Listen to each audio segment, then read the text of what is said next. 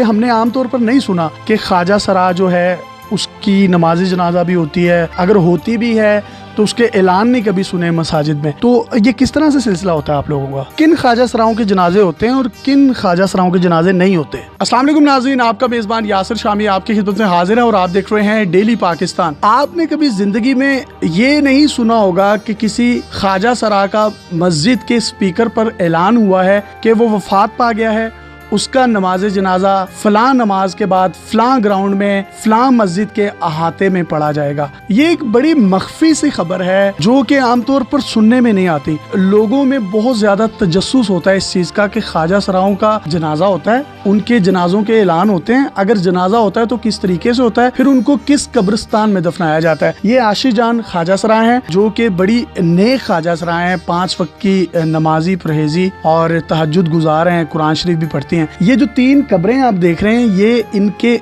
गुरु की है। ये पहली कब्र इनके गुरु की है, दूसरी कब्र इनके दादा गुरु की है, तीसरी कब्र आप देख सकते हैं वो इनके परदादा गुरु की है। यानी कि तीनों कब्रें ख्वाजा सराओं की हैं और इनको किसी कब्रिस्तान में मदफन नहीं किया गया। मेरा कैमरा आपको दिखाएगा, ये घर है और इसी घर के अंदर ये 3 कब्रें हैं। अब इनसे ये पूछते हैं कि इनको घर में ही क्यों मदफन किया गया है, इनका नमाज जनाजा कहाँ पढ़ाया गया, इनके ऐलानात कहाँ पर हुए और इन लोगों की कबूर पर बैठकर जिनको ये अपने बुजुर्ग या गुरु कहते हैं ये यहाँ पर कौन कौन सी पढ़ाई करते हैं। आशी मुझे बताइएगा कि हमने आमतौर पर नहीं सुना कि ख्वाजा सरा जो है उसकी नमाज जनाजा भी होती है, अगर होती भी है तो उसके ऐलान नहीं कभी सुने मसाजिद में। तो ये किस तरह से सिलसिला होता है आप लोगों का? ये हमारे गुरुज हैं, इनकी वफात हुई है, इनकी ख्वाहिश के मुताबिक इनको यहाँ पे रखा गया है। कब्रिस्तान में किसी अलमाए कराम का या किसी का कोई इतराज नहीं था, तो इनके जनाजे यहाँ मस्जिद है हमारे पास, वहाँ मस्जिद में जनाजे हुए हैं और मौलाना साहब ने जनाजा करवाया है। तो जो ख्वाजा सिरा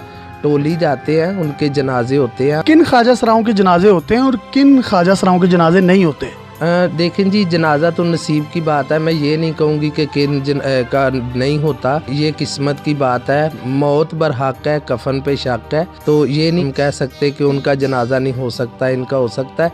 ये मैं कह सकती हूँ कि जो टोली वाले ख्वाजा सिरा हैं, कल्चर 2 किस्म के हैं, तो इनका जनाजा जो महल्ले में बहुत ज़्यादा इनकी इज्जत होती है, महल्ले में बहुत ज़्यादा इन्होंने अच्छे काम किए होते हैं। टोली वाले ख्वाजा सरा कौन से? टोली वाले जो घरों में बच्चों की पैदाइश पे जाते हैं, नाच गा के अपना रिज़्क लेके आते हैं, पैसे देते हैं, लोग कपड़े देते हैं, सब कुछ। इन लोगों के जनाजे होते हैं? इनके जनाजे बहुत अच्छे तरीके से होते हैं और सारा मोहल्ला इनके जनाजे में शिरकत करता है। ये आपके बुजुर्ग हैं, आपके गुरु हैं, आप इनके पास ही पले बड़े, माँ बाप ने तो घर से निकाल दिया होगा। उसके बाद इनकी कबूर पर बैठकर कौन कौन सी पढ़ाइयाँ करते हैं आप लोग? सबसे पहले सुबह मैं सूरत यासीन नमाज पढ़ के सूरत यासीन की तलावत यहाँ करती हूँ।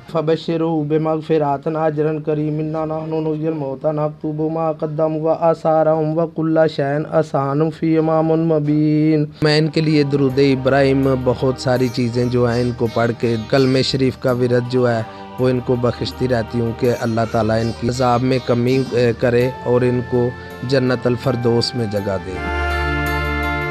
ख्वाजा सरा का गुरु रखना जरूरी होता है? गुरु बाप की तरह होता है, जिस तरह माँ बाप छोड़ देता है तो फिर ये गुरु ही होते हैं जो हमें बच्चों की तरह पालते हैं, जिनको पढ़ाई का शौर होता है। अब तो ख्वाजा सिरा पढ़ाई भी कर रहे हैं। आपकी क्या वसीयत है, आपके मरने के बाद आपको भी घर में ही दफनाया जाए कब्रिस्तान में? नहीं, मैं इस तरह की कोई वसीयत नहीं करूँगी। वो इसलिए कि जो जगह मेरे मालिक ने मेरे लिए चुनी है वो मेरे लिए सबसे बेहतर है। आपके जनाजों में आपके वालिदैन, आपके बहन भाई वो भी कभी आते हैं, उनको इतला दी जाती है? इतला दी जाती है, आ जाएं तो ठीक है, अगर ना आए तो भी ठीक है। मोस्टली आते हैं? आ जाते हैं, मरने पे आ जाते हैं, जिंदगी में खुशी देने के लिए ना आए तो मौत पे जरूर आए। हाय हाय हाय, यानी कितनी दर्दमंदाना सी बात है। जिंदगी में तो नहीं आते लेकिन मरने पर आ जाते हैं। तो फीलिंग्स क्या होती हैं तब? फीलिंग यही होती है जो कम्युनिटी उनको देख रही होती है कि ये फलां के माँ बाप आए हैं, तो उनके साथ वो बहुत ज़्यादा दिली तौर पे इज़हार अफसोस भी करते हैं। उस वक्त वो टाइम भी ऐसा होता है, मेरा ख्याल है कि वो भी 2 आंसू जो है वो बहा ही लेते हैं। चले दिखाने के लिए बहा लेते हैं या उनको दिल के अंदर से तकलीफ होती है तो बहा लेते हैं।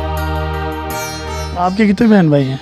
मेरा एक भाई है, एक बहन है। कभी पूछा उन्होंने आपको? उनको इस तरह है कि जिस तरह کسی انسان کو کسی کی ضرورت ہوتی ہے تو اس کو وہ پوچھتا ہے، تو ہماری فیملی کو ہماری ضرورت نہیں ہوتی۔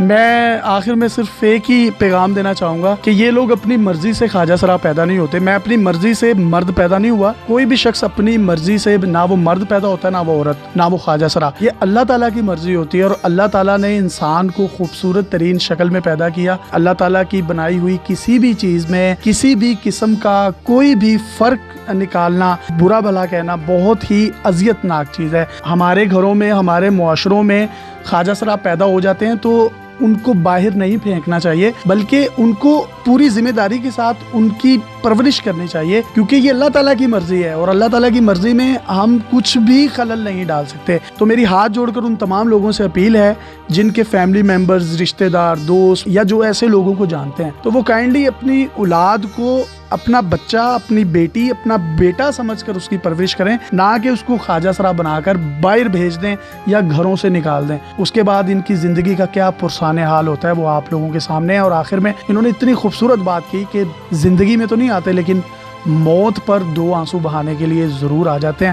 جیوندیاں جینا پوچھدا کوئی، قبراں تے پھول پاندے نے، اور قبروں پر پھول بھی آپ کو پڑے ہوئے نظر آ رہے ہیں۔ اپنے میزبان یاسر شامی کو اجازت دیجیے اور دیکھتے رہیے ڈیلی پاکستان۔ اللہ حافظ۔